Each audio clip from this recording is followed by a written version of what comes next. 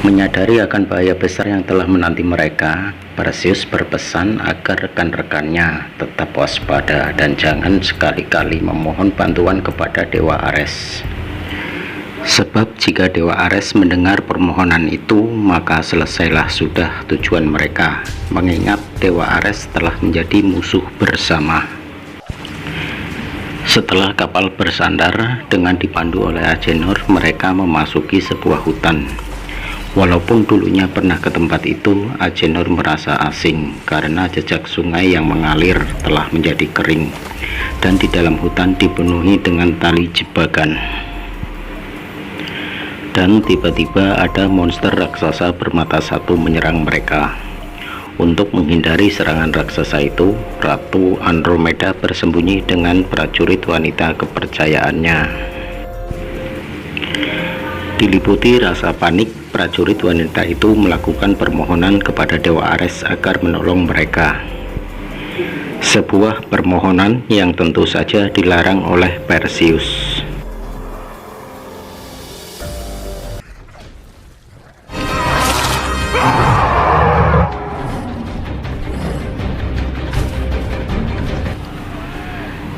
Dengan keahlian dan kerjasama yang baik, akhirnya satu raksasa berhasil dikalahkan. Saat Perseus akan menghujamkan tombaknya ke raksasa yang roboh itu, satu monster raksasa tua muncul. Rupanya Pak Tua itu mengenal senjata Trisula Poseidon yang dipegang oleh Perseus. Raksasa itu langsung tunduk karena sejatinya Dewa Poseidon adalah junjungannya.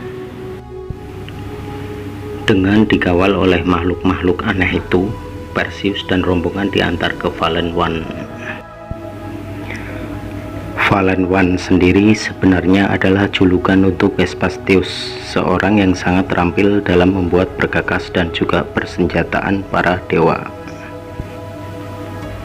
Sang arsitek ini juga yang membangun labirin raksasa, dan labirin ini sebagai jalan masuk ke dunia bawah, sebuah dunia untuk mengurung Kronos.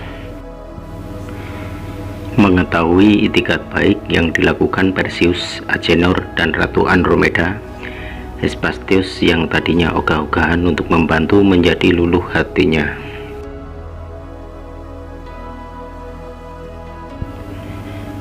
Berangkatlah mereka semua ke labirin.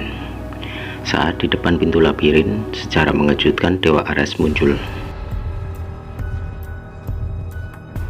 Mereka pun bertempur melawan Dewa Ares yang sedemikian kuatnya. Satu persatu pengawal yang tersisa gugur, dan ketika pintu labirin berhasil dibuka, terjadi masalah yang tak terduga. Pintu labirin secara pelan-pelan tertutup kembali.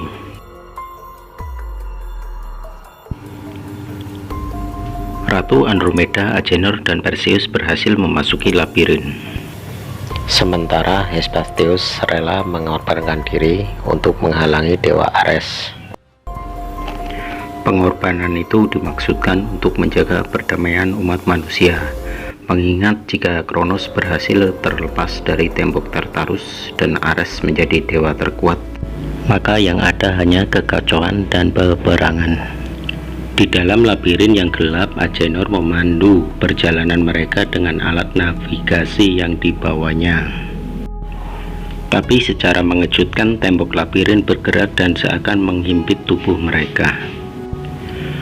Hal itu mengakibatkan Perseus terpisah dari rekannya.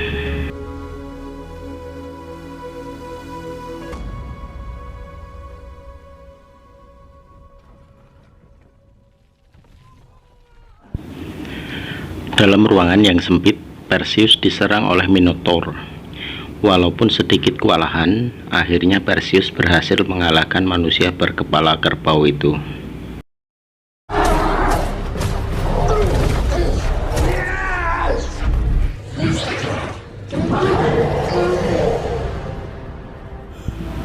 Mungkin karena chemistry yang begitu kuat, mereka yang terpisah beberapa saat bisa berkumpul kembali. Terlebih lagi chemistry yang terjadi antara Perseus dan Ratu Andromeda. Mereka kan sama-sama jomblo.